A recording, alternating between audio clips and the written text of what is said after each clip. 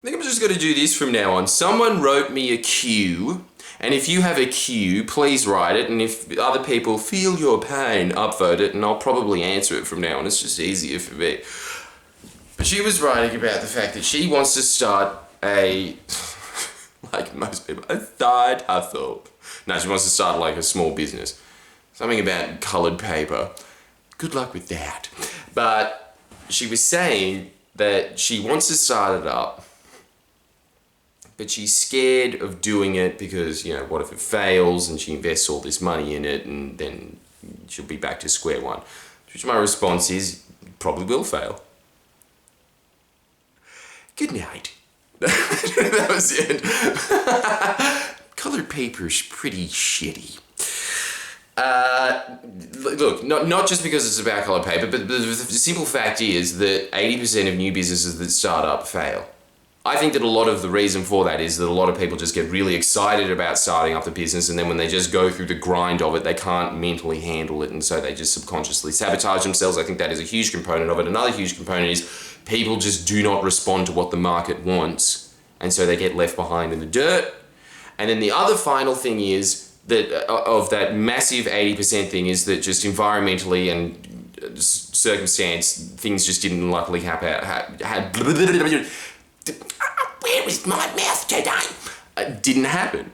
It just didn't happen because it was the wrong place at the wrong time. So for instance, if you're trying to sell, purified oxygen, probably better to open that up in Double Bay than it is to open that up in Bathurst.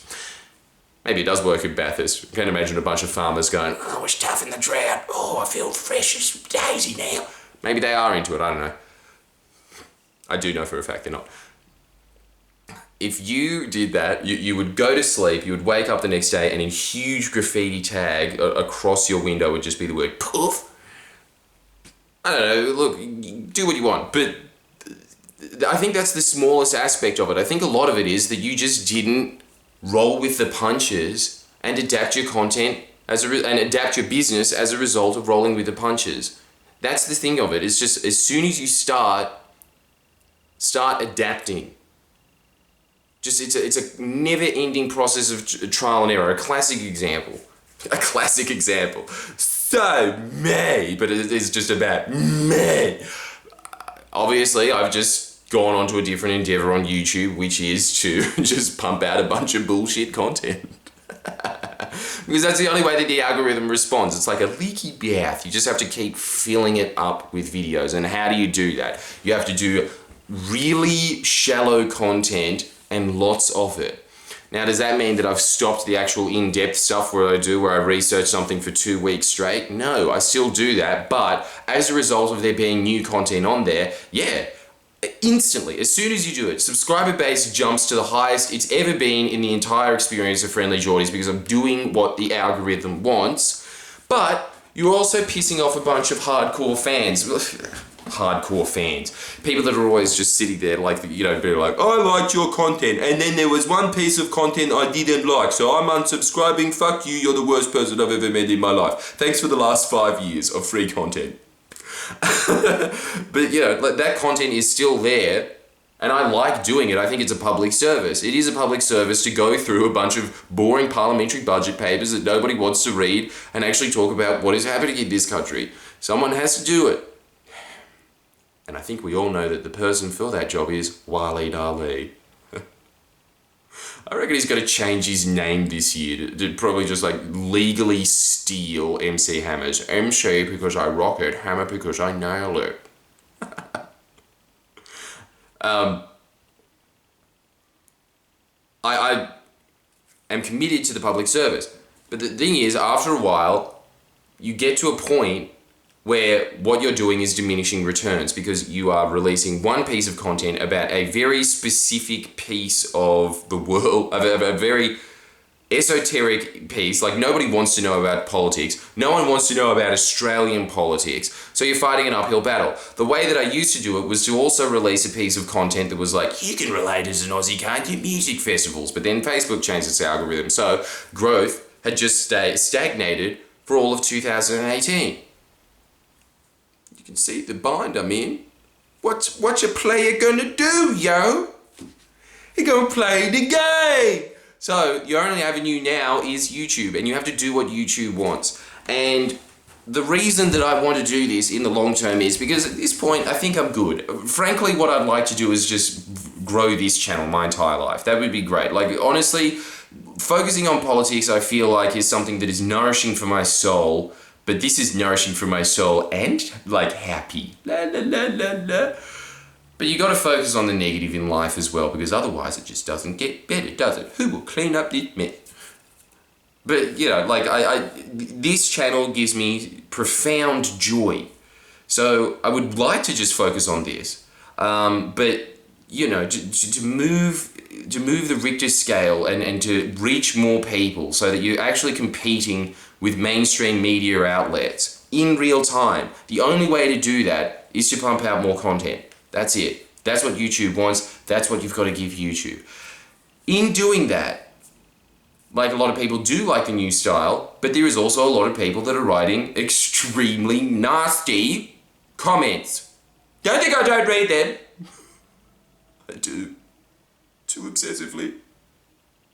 I think that was one of the most insightful things that Louis C.K. ever said, where he just said that feminists can't handle a joke and comedians can't handle criticism. So true. We're such frail beings. And it's so ironic because your whole job as a comedian is to pay other people out who sit there and like, yep, I can take a joke, and as soon as you pay out a comedian at all, they're just like, that's it. I'm going to have to sit in the toilet for the next 2 hours and cry.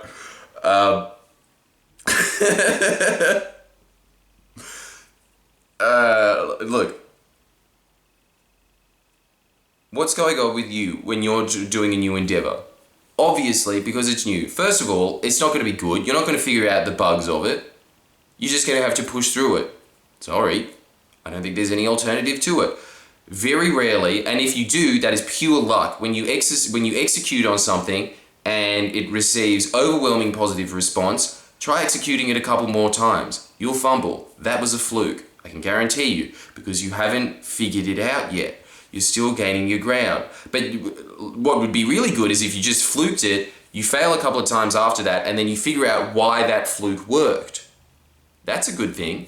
But most of the time what happens is it's just failure, failure, failure, failure, failure, failure. Oh, slightly less of a failure. Let's go with that. Bit more failure, more failure, failure. Slightly less of a failure. That's the usual projection. That's the toughness of life. And so when you're starting something new, accept that there's going to be a lot of negative feedback. There's going to be a lot of people saying you suck. And the fact of the matter is you do suck. It's not nice. But who said life is nice? Probably Oprah Winfrey did. She should be president because she has read The Power of Now.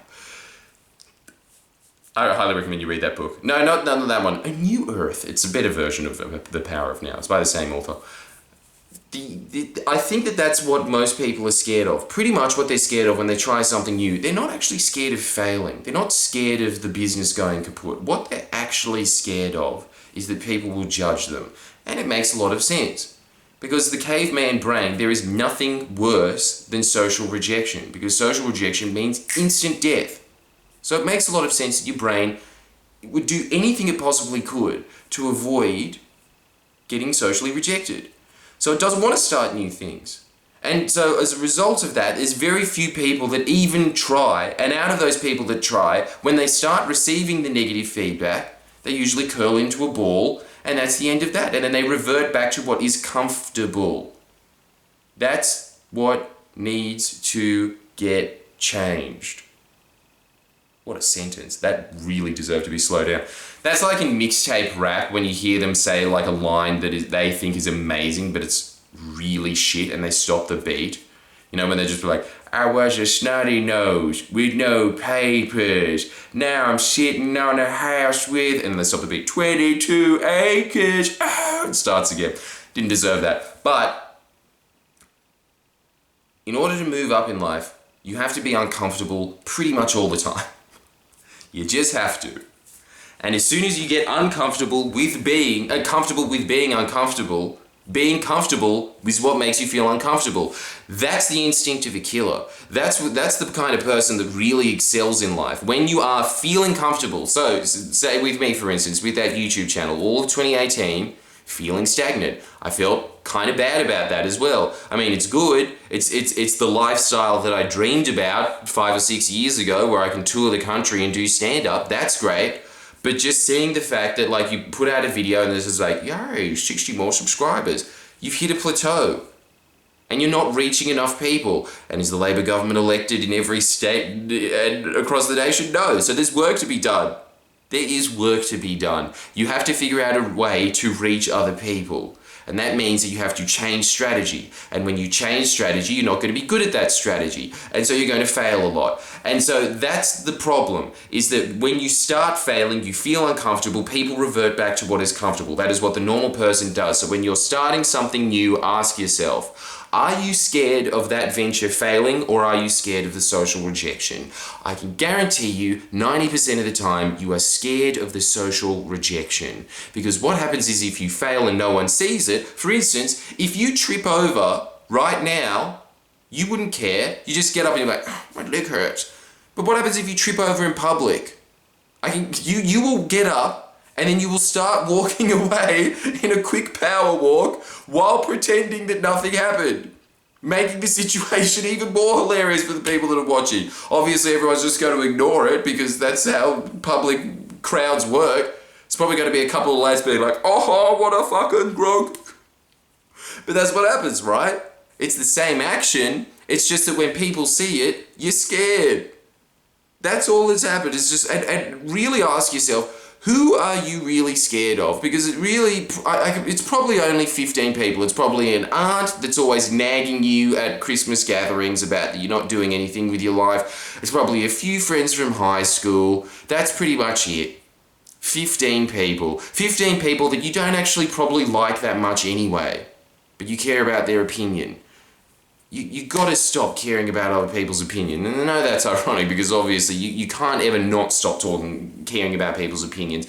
That is part of the human condition. But what you have to do is, in spite of that nervous system pain that I can guarantee you never goes away. If I don't look, when I'm talking about hate, right? I'm still getting like a 95% like ratio. But that is different to getting a 99% like ratio, and that extra 4% of people that dislike it, your body just goes, I can't handle it, I've got to go back to just sitting in my room and doing 2 weeks, that it starts flipping out. But you just got to push through it. Now, there's things that you can do. So first of all, there's a lot of tricks that you can do, as in, like, when you start feeling that, instantly start thinking about a bunch of things that you're grateful for.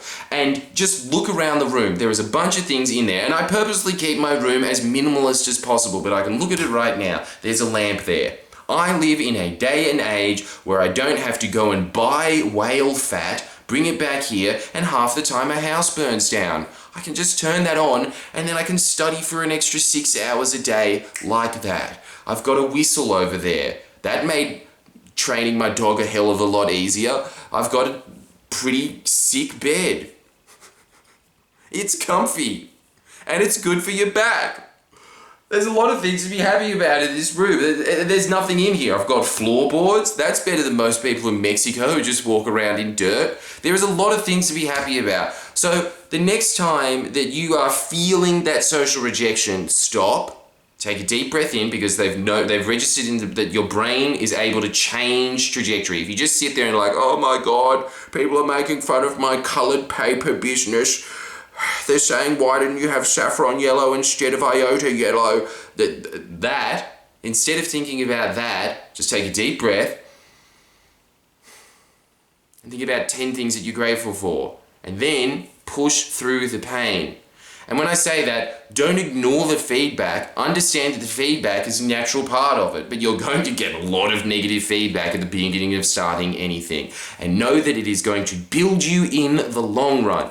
If I just sat there and listened to the safe space that most Melbourne comedians put themselves in, I would not have a following today, because I would not be listening to what the people want. I would be listening to what my manager wants to put me on these little crap shows in Melbourne that have the same 100 smug, annoying, elitist hipsters in there that do not represent the general population. As a result of listening to the people, I understand what the people want. To a degree. Now that I've started a new endeavour, I have to learn what the people want again, but I will learn it because I know what the process is now. And then you just have to understand that that is the process. At the end of all of this, my take-home piece of advice that you should write down, you should have a scrapbook and write down things that are inspiring to you, and then just every now and then review it. I used to review it nightly, now I review it, a few times a week. But this is the thing that you should get embedded into your head about starting a new endeavour. Get comfortable with being uncomfortable. See you soon. And don't forget to like and subscribe. Yeah, see, I'm learning the new YouTube game. Fast-ish, aren't I? Like and subscribe. Don't just walk off this and not return the favour by just going... See, I put in barely any effort into this. You can put in barely any effort into making it kind of go up a little bit in the algorithm. See ya.